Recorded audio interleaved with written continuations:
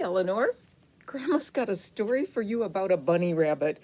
Do you have your bunny ears someplace handy? You could wear them too. See, Grandma has some just like yours.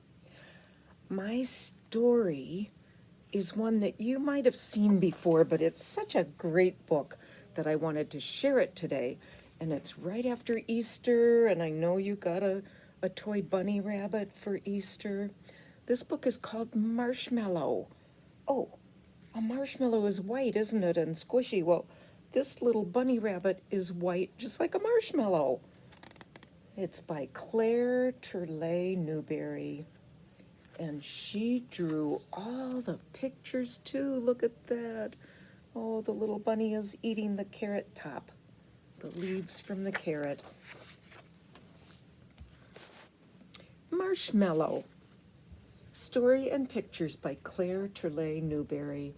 I think she liked to draw bunny rabbits.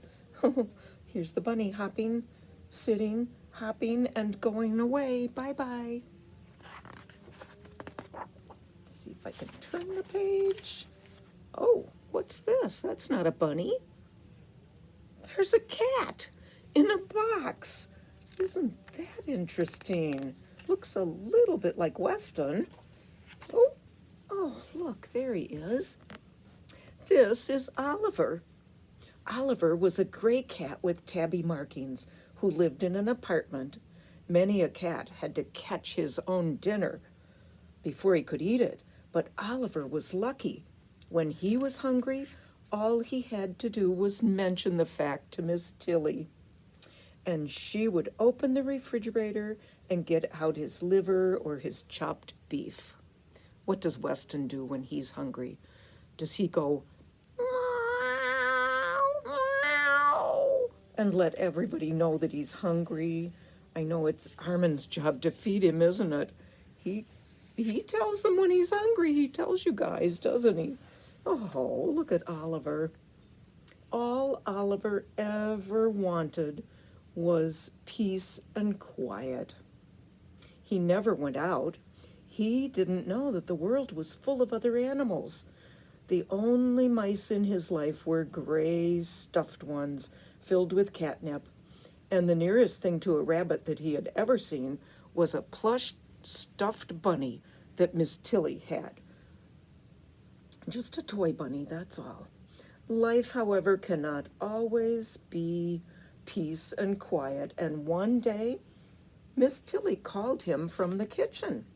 "Meow," replied Oliver, and he hurried over, expecting his dinner. Well, Miss Tilley was smiling and holding something cupped in her two hands. It was small and white and furry.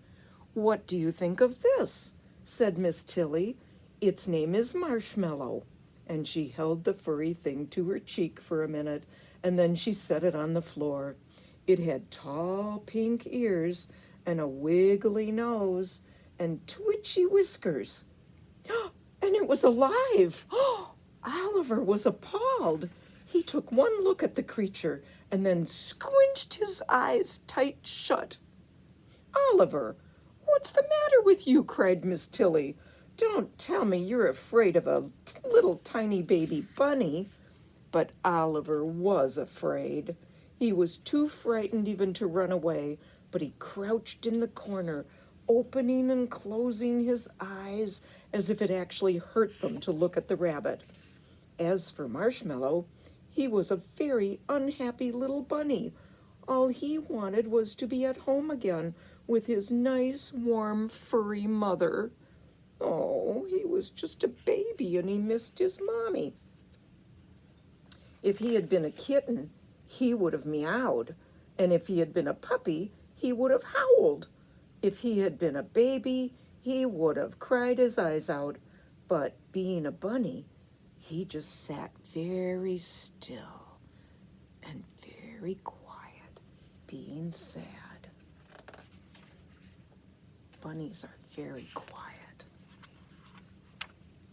However, Marshmallow cheered up a bit when he had his dinner, a raw carrot and a bowl of rolled oats. The The bowl said dog, for the shop where she bought it didn't have any dishes with rabbit or bunny on them. But as Marshmallow couldn't read, it didn't much matter. He had the green carrot top first, for he was thirsty, and then he munched on part of the carrot, and after that he tried some rolled oats, eating with quick little nibbles, crunch, crunch, crunch. And when he had finished eating, he hopped into the bowl and took a nap. Oh my goodness, he's sleeping in his dish. That night, Marshmallow slept in the bathroom on a bed made out of a folded towel. It was not the same as having a soft, furry mother to cuddle up against. But still, he did not cry.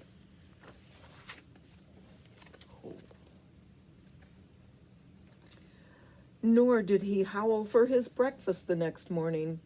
"If only you were nice and quiet like that, Oliver," yawned Miss Tilley when Oliver woke her up with his frantic scratchings and meowings at her bedroom door.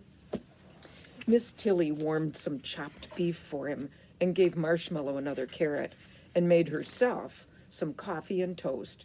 And then she sat down at her typewriter and she wrote a poem in praise of rabbits. "A bunny is a quiet pet. A bunny is the best thing yet. A bunny never makes a sound. A bunny's nice to have around. Puppies whimper," I'm going to hold up the picture so you can see it while I'm reading. "Puppies whimper, bark, and growl. Kittens mew, and tomcats yowl. Birdies twitter, chirp, and tweet. Moo cows moo, and lambkins bleat. Some creatures bellow, others bray. Some hoot or honk or yap or neigh. Most creatures make annoying noises, even little girls and boyses. A bunny, though, is never heard. He simply never says a word. A bunny's a delightful habit. No home's complete without a rabbit." Oh my goodness. She thinks pretty highly of that baby bunny, doesn't she? That morning, Oliver felt much braver. He hardly squinched his eyes at all when he looked at the bunny now, and by afternoon he was watching Marshmallow with an expression that would have terrified an older and wiser rabbit. Did you know that cats like to chase rabbits outside in the wild? But Oliver's never been outside. I wonder if he really wants to catch a rabbit to eat it.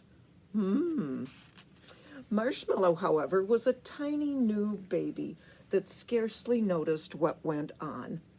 And when he ate when he was hungry, and the rest of the time he slept with his paws tucked up under him to keep them warm.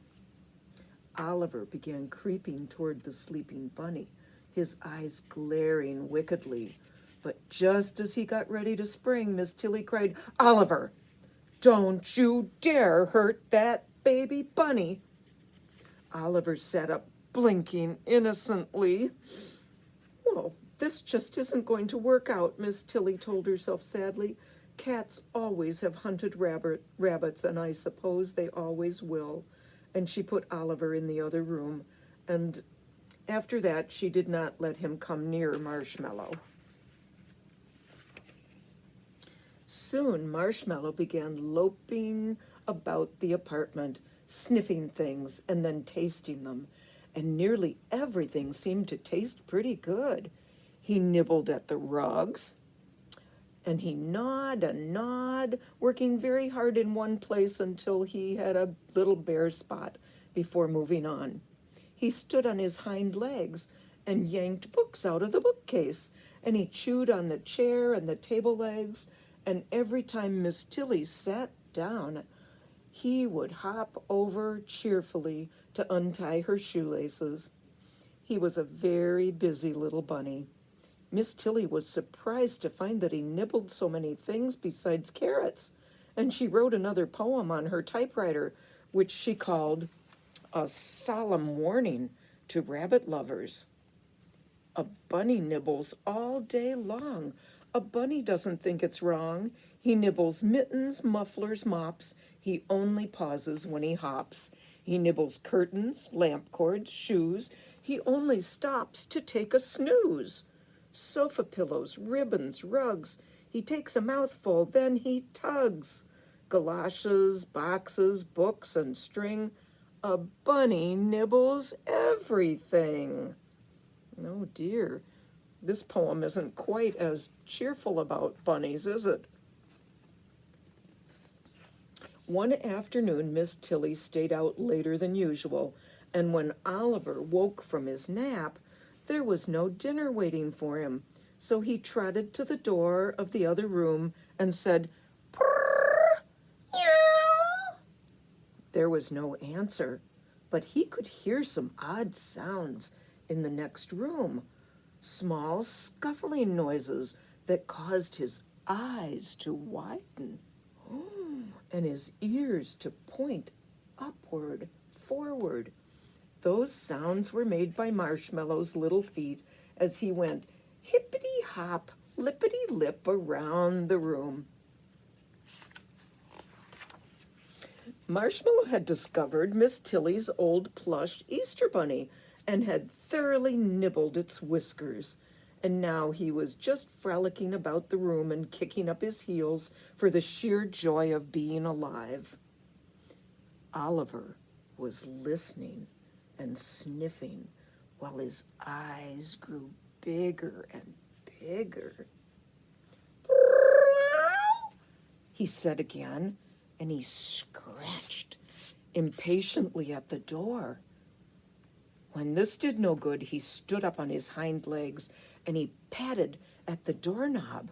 And then at last, he got up on two legs and with one paw on either side of the doorknob, he pulled it this way and that, and suddenly there was a click, and the door swung open, and Oliver padded silently into the next room.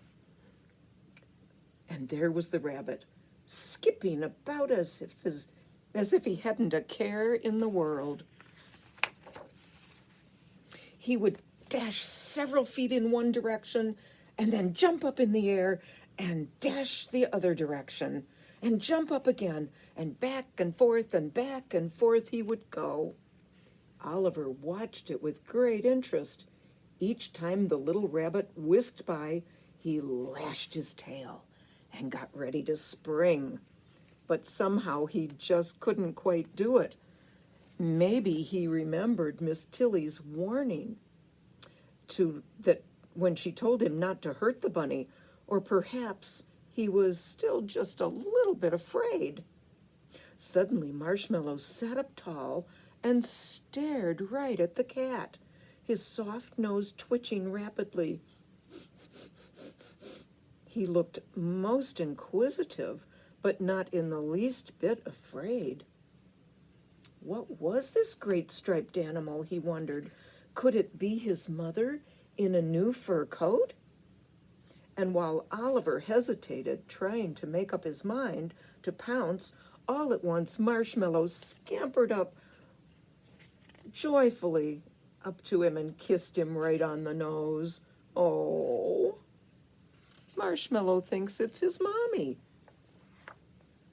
Marshmallow shut his eyes and snuggled close, blissfully happy to have found another furry animal. And when Oliver opened his jaws, and even when Oliver opened his jaws and took hold of him with his teeth, Marshmallow was not afraid. And for the next moment, Oliver was licking his face tenderly as any mother cat with her kitten. And like any mother cat, he licked the fur the wrong direction so that it stood up on end and looked all mussed up. Oh, look at that. Looked all mussed up. Aw, he's licking, licking, licking, just like Marshmallow's his baby. After that, Miss Tilley let them play together every day, for she saw that they were friends. They romped like two kittens, and wherever the cat went, Marshmallow followed, lippity-lip, right at his heels. And whenever Oliver lay down to take a nap, the bunny cuddled right up to him, as close as he could get. Oliver forgot that he ever thought of Marshmallow as a strange animal to be pounced upon. He adopted the little bunny and brought him up as his own kitten. And although Oliver never said so, I cannot help thinking that in time he came to agree with Miss Tilley that a bunny's a delightful habit. No home's complete without a rabbit.